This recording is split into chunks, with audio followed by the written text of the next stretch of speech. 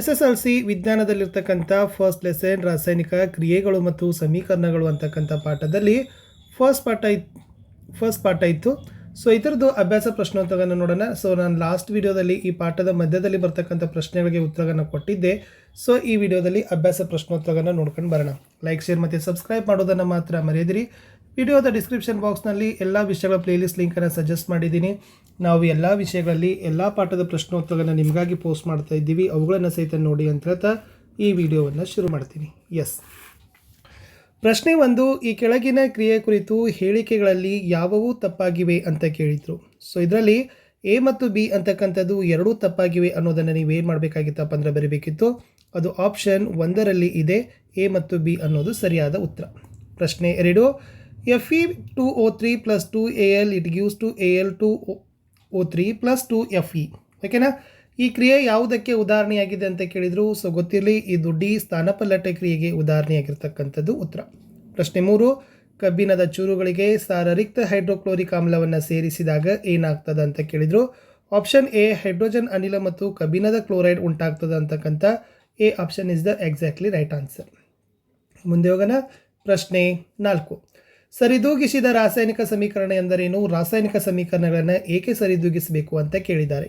ನೆನಪಿರಲಿ, ಪ್ರತಿ ಧಾತುವಿನ ಪರಮಾಣುಗಳ ಸಂಖ್ಯೆ ರಾಸಾಯನಿಕ ಕ್ರಿಯೆಯ ಮೊದಲು ಮತ್ತು ನಂತರ ಒಂದೇ ಆಗಿರೋ ಸಮೀಕರಣವನ್ನು ನಾವು ಸರಿದೂಗಿಸಿದ ಸಮೀಕರಣ ಅಂತ ಕರಿತೀವಿ. ಈ ರಾಸಾಯನಿಕ ಕ್ರಿಯೆಯಲ್ಲಿ ರಾಶಿಯನ್ನು ಸೃಷ್ಟಿಸುವುದಾಗಲಿ ಲಯಗೊಳಿಸುವುದಾಗಲಿ ಸಾಧ್ಯವಿಲ್ಲ. ಆದ್ದರಿಂದ ನಾವು ರಾಸಾಯನಿಕ ಸಮೀಕರಣವನ್ನು ಸರಿದೂಗಿಸಬೇಕು ಅನ್ನೋದನ್ನು ಬರೆದ್ರೆ ಸಾಕು. ಮುಂದಿನ ಪ್ರಶ್ನೆ, ಈ ಕೆಳಗಿನವುಗಳನ್ನು ಹೇಳಿಕೆಗಳನ್ನು ರಾಸಾಯನಿಕ ಸಮೀಕರಣಗಳಲ್ಲಿ ಬರಿಬೇಕು ಮತ್ತು ಸರಿದೂಗಿಸಿದ ಸಮೀಕರಣವನ್ನಾಗಿ ಬರಿಬೇಕು ಅಂತ ಕೇಳಿದರು. ಒಂದೊಂದಾಗಿ ನೋಡುವ. ಫಸ್ಟ್ ಒನ್, ಹೈಡ್ರೋಜನ್ ಅನಿಲ ನೈಟ್ರೋಜನ್ ಅನಿಲದೊಂದಿಗೆ ಸೇರಿ ಅಮೋನಿಯಾ ಉಂಟಾಗ್ತದೆ. ಈ ಥರದ ಸಮೀಕರಣ H2 + N2 it gives to NH3. ಇದನ್ನು ಸರಿದೂಗಿಸಿದಾಗ ಏನಾಗ್ತದಪ್ಪ ಅಂದರೆ 3H2 + N2 it gives to 2NH3. ಇನ್ನು ಎರಡನೇದು ನೋಡೋಣ. ಹೈಡ್ರೋಜನ್ ಸಲ್ಫೈಡ್ ಅನಿಲ ಗಾಳಿಯಲ್ಲಿ ಉರಿದು ನೀರು ಮತ್ತು ಸಲ್ಫರ್ ಡೈಆಕ್ಸೈಡ್ ಉಂಟು ಮಾಡ್ತದೆ. ಅದರ ಸಮೀಕರಣ H2S + O2 it gives to H2O + SO2.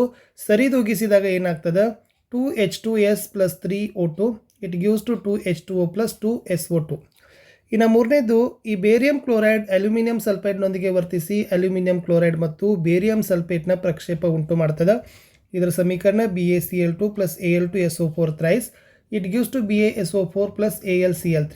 ಇದನ್ನು ಸರಿದೂಗಿಸಿದಾಗ 3BaCl2 + Al2SO4 thrice it gives to 3BaSO4 + 2AlCl3 ಅನ್ನೋದು ಸರಿಯಾದ ಉತ್ತರ.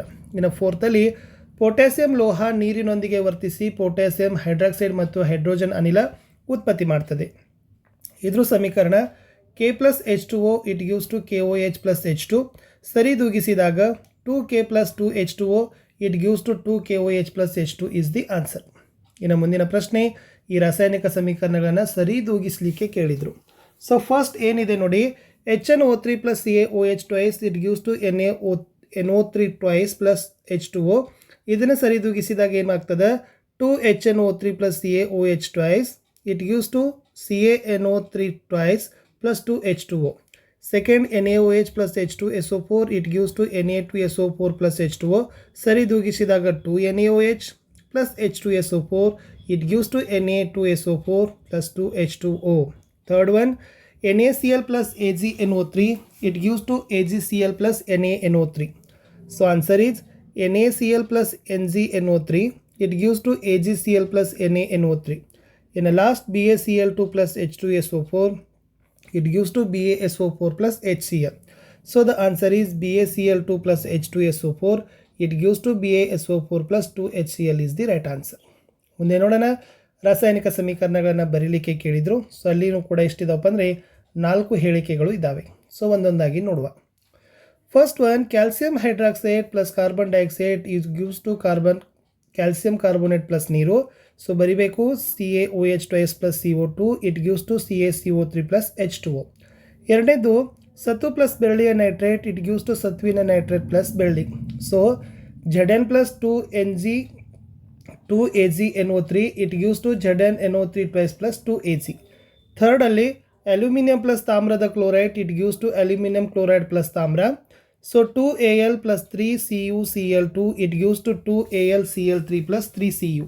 ಇನ್ನು ಲಾಸ್ಟ್ ಏನು ಕೇಳಿದ್ರೆ ಅಂದರೆ barium chloride plus potassium sulphate it gives to barium sulphate plus potassium chloride BaCl2 plus K2SO4 it gives to BaSO4 plus 2KCl is the right answer. Move to 8th question. Sir ಇದು ಗಿಶಿದ ರಾಸಾಯನಿಕ ಸಮೀಕರಣಗಳನ್ನು ಬರಿಬೇಕು ಮತ್ತು ಯಾವ ಕ್ರಿಯೆ ವಿಧ ಅಂತ ಸೂಚಿಸಬೇಕು ಅಂತ ಕೇಳಿದರು.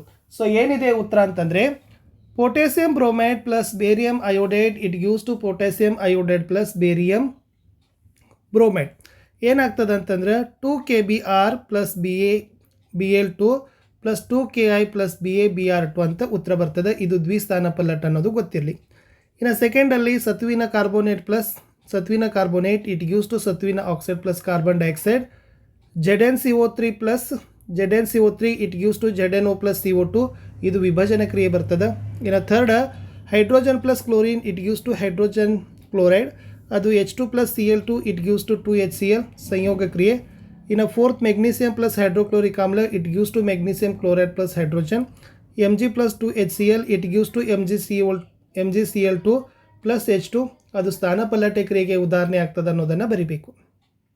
ಪ್ರಶ್ನೆ 9 ಅಂತರುಷ್ಣಕ ಕ್ರಿಯೆಗಳು ಮತ್ತು ಬಹಿರುಷ್ಣಕ ಕ್ರಿಯೆಗಳೆಂದರೇನು ಉದಾಹರಣೆಗಳನ್ನು ಕೊಡಿರಿ ಅಂತ ಕೇಳಿದರು.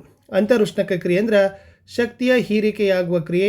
ಇನ್ನು ಕ್ಯಾಲ್ಸಿಯಂ ಕಾರ್ಬೋನೇಟನ್ನು ಕಾಸಿದಾಗ ಅದು ಕ್ಯಾಲ್ಸಿಯಂ ಆಕ್ಸೈಡ್ ಮತ್ತು ಕಾರ್ಬನ್ ಡೈಆಕ್ಸೈಡ್ ಬಿಡುಗಡೆ ಮಾಡ್ತದೆ. CaCO3 it gives to CaO plus CO2 ಅನ್ನೋದು ಉತ್ತರ. ಇನ್ನು ಬಹಿರುಷ್ಣಕ ಕ್ರಿಯೆ ಅಂತಂದ್ರೆ ಉತ್ಪನ್ನಗಳೊಂದಿಗೆ ಉಷ್ಣ ಬಿಡುಗಡೆಯಾಗುವ ಕ್ರಿಯೆಯನ್ನು ಬಹಿರುಷ್ಣಕ ರಾಸಾಯನಿಕ ಕ್ರಿಯೆ ಅಂತೀವಿ. ಉದಾಹರಣೆ ಕ್ಯಾಲ್ಸಿಯಂ ಆಕ್ಸೈಡ್ ನೀರಿನೊಂದಿಗೆ ವೇಗವಾಗಿ ವರ್ತಿಸಿ ದೊಡ್ಡ ಪ್ರಮಾಣದಲ್ಲಿ ಉಷ್ಣ ಬಿಡುಗಡೆ ಮಾಡ್ತಾ ಅರಳಿದ ಸುಣ್ಣ ಉತ್ಪತ್ತಿ ಮಾಡ್ತದೆ. ಸೊ ಉದಾಹರಣೆ CaO plus H2O it gives to CaOH twice ಅನ್ನೋದು ಉತ್ತರ ಇತ್ತು.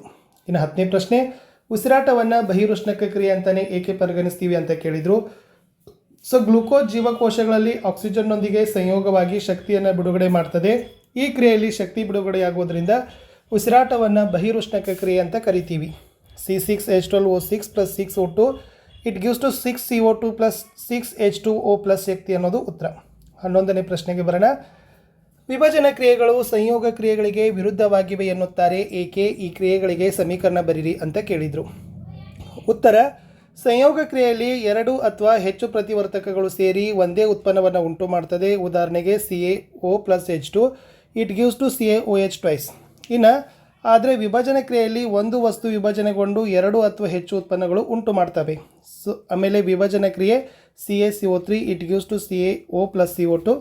ಇನ್ನು ಆದ್ದರಿಂದ ವಿಭಜನ ಕ್ರಿಯೆಗಳು ಮತ್ತು ಸಂಯೋಗ ಕ್ರಿಯೆಗಳಿಗೆ ವಿರುದ್ಧವಾಗಿವೆ ಇದೆ ಅಂತ ಕರೀತಾರೆ.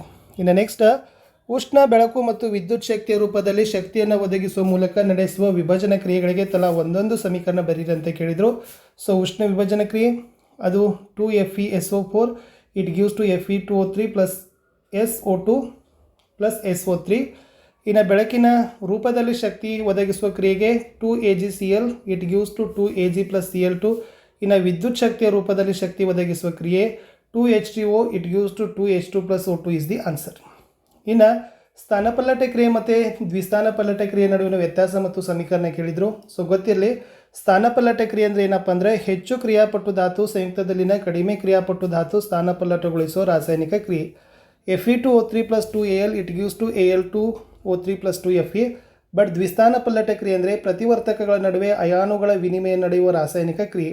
So 2KBr plus BaI2 plus 2Ki plus BaBr2 is the answer. ಇನ್ನು ಬೆಳ್ಳಿಯ ಶುದ್ಧೀಕರಣದಲ್ಲಿ ಬೆಳ್ಳಿಯ ನೈಟ್ರೇಟ್ ದ್ರಾವಣದಿಂದ ಬೆಳ್ಳಿಯನ್ನು ಪಡೆಯುವಾಗ ತಾಮ್ರದಿಂದ ಸ್ಥಾನಪಲ್ಲಟಗಳನ್ನು ಒಳಗೊಂಡಿದೆ. ಇಲ್ಲಿ ನಡೆಯುವ ಕ್ರಿಯೆ ಸಮೀಕರಣ ಬರೀರಿ ಅಂತ ಕೇಳಿದರು.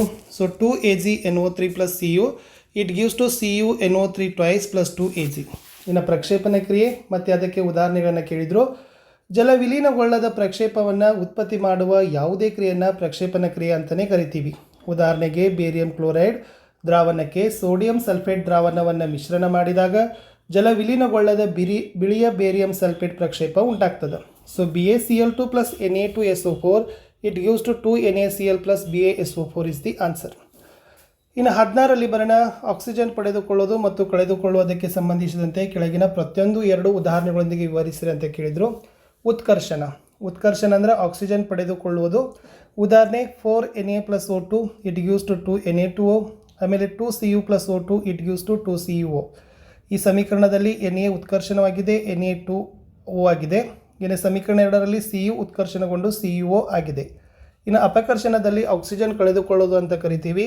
ಉದಾಹರಣೆಗೆ C U O plus H two it gives to C U plus H two O. ಇನ್ನು Z N O plus C it gives to Z N plus C O. So ಸಮೀಕರಣ 1ರಲ್ಲಿ ಸಿ ಯು ಒ ಅಪಕರ್ಷಣಗೊಂಡು C U ಆಗಿದೆ. So 2ರಲ್ಲಿ Z N O ಅಪಕರ್ಷಣಗೊಂಡು Z N ಆಗಿದೆ ಅಂತ ಬರೆದ್ರೆ ಸಾಕು. 17ನೇ ಪ್ರಶ್ನೆ, ಹೊಳಪುಳ್ಳ ಕಂದು ಬಣ್ಣದ ಎಕ್ಸ್ ಧಾತುವನ್ನು ಗಾಳಿಯಲ್ಲಿ ಕಾಸಿದಾಗ ಕಪ್ಪು ಬಣ್ಣಕ್ಕೆ ತಿರುಗುತ್ತದೆ. ಎಕ್ಸ್ ಧಾತು ಮತ್ತು ಉಂಟಾದ ಕಪ್ಪು ಬಣ್ಣದ ಸಂಯುಕ್ತವನ್ನು ಹೆಸರಿಸ್ರಿ. ಸೊ ಎಕ್ಸ್ ಧಾತು ತಾಮ್ರ ಆಗಿರ್ತದೆ, ಅದು ಸಿ ಯು ಅಂತ ಕರೀತಾರೆ. ಸೊ ಉಂಟಾದ ಕಪ್ಪು ಬಣ್ಣದ ಸಂಯುಕ್ತ ಸಿ ಯು ಒ.